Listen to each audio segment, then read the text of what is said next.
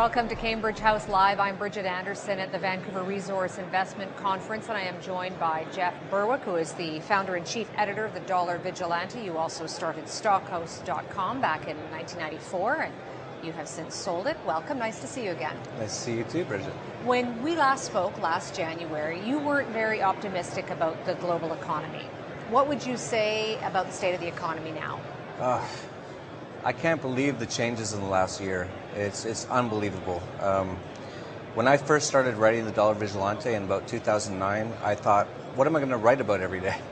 And now there's 10, 20 things to write about every single day. This system is in collapse, and it's unbelievable, and most people don't even see what's going on. So what are the top things that are grabbing your attention right now?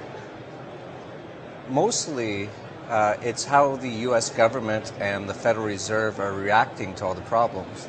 So you look at Paul Krugman. In the last year, he's come up with two plans, and he writes for the New York Times. His first plan was fake an alien invasion.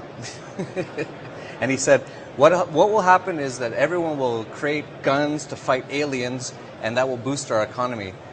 That didn't really work out. And then he said, well, let's make a coin and make it worth $1 trillion. We're in the last days of this financial system in the U.S. This is Zimbabwe. Talk to me more about that, because there's a lot of people out there that say, you know, things are starting to turn around.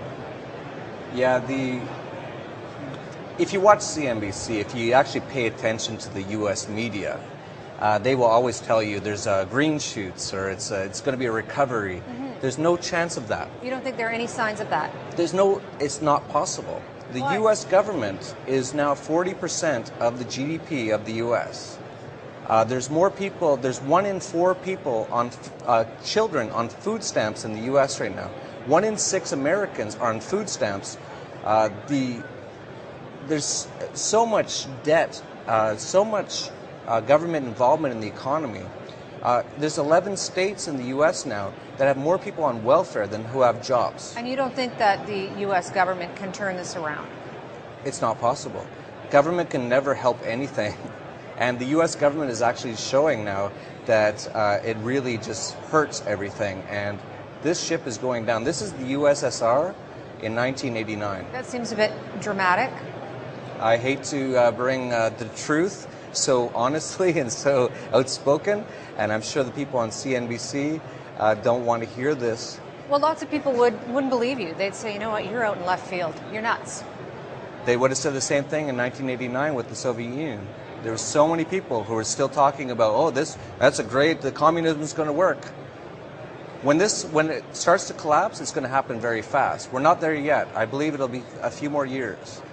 But if people don't start to wake up to what's going on, they're going to get hurt in this collapse. All right, so that's your thought about the U.S. economy. What do you see happening globally then?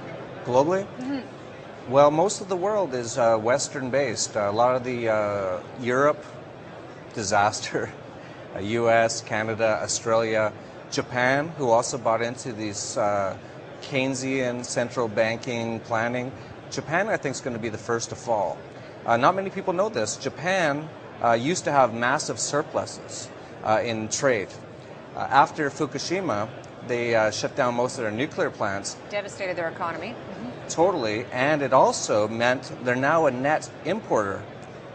They also have a very aging population, very xenophobic population, and the new president or prime minister, whatever they call the top criminal in Japan, has now said that they're going to try to inflate as much as possible. And I really believe that the yen is going to be one of the first to fall. So you obviously have very strong beliefs. How do those beliefs shape the way that you approach your the markets and your financial behavior and attitude? Well, my beliefs aren't strong. They're just what I believe. And I say what I'm seeing. And most of the things you see on TV today are not real. We've actually lived in a completely false economy now for 40 years, since 1971. Ever since they took the gold backing away from the dollar, we've lived in a complete fairy tale economy. Almost everyone here probably has a car. They probably don't own it. It's probably leased. They probably have a house. They say they own it. It's probably a huge mortgage. It's a debt-based economy. And that's not the way to run an economy. And we're nearing the very end of this. So once again, then, how does that shape the way that you approach your own financial portfolio? Oh, me personally, I think it's very important. I really believe that we have to be. This is the most dangerous time in human history for capital, in my opinion. You have to be very safe. You shouldn't be going out there looking for big gains right now. You should just be trying to retain what you have. And how do you do that then? How do you do that? A big part of it is just precious metals. Own gold and silver, but don't just own them in your own country. Your own government is going to be your biggest enemy in the future. As these nation states collapse, they always try to take as much as they can from their own tax slaves. So you diversify your holdings, and Yes. Are there any jurisdictions that you avoid? The biggest jurisdiction that I avoid is the U.S. That's going to be ground zero for this economic collapse. Okay, I want to talk to you a little bit about Galt's Gulch. This is a community that you're building in Chile. Tell me about it. Yeah, this evolved all organically. We've been talking about what's going on. There's a lot of people who understand what we're talking about. Ayn Rand wrote Atlas Shrugged, which talked about Galt's Gulch. And what happened in Atlas Shrugged was a lot of the world became socialist, communist, fascist, and all the productive people went to one place, and they just tried to escape it all. And we've actually created that vision of Ayn Rand in Chile. So this is it an anarchist community then? I'm an anarchist. Not everyone who's going to be there is an anarchist, but almost everyone who will go there will be definitely libertarian. They will believe in liberty. They will believe that you don't use force and violence and theft and...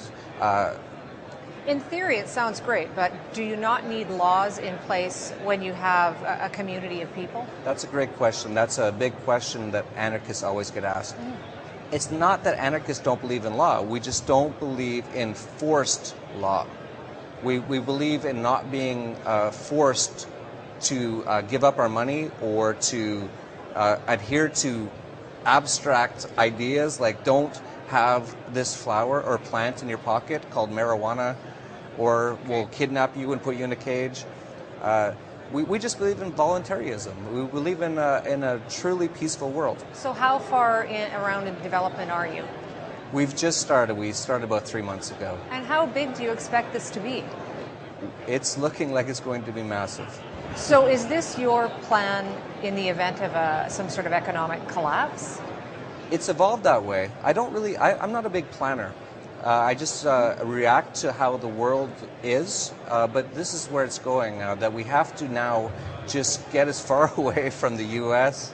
and from the Western world because this collapse is going to be messy. So you put pretty much the Western world in with the U.S. then? Yeah, totally. They're all the same. I was explaining to you earlier, even Canada, where we are right now, the Canadian government sold almost all their gold in the 1980s. Now, all that's backing the Canadian dollar is the U.S. dollar.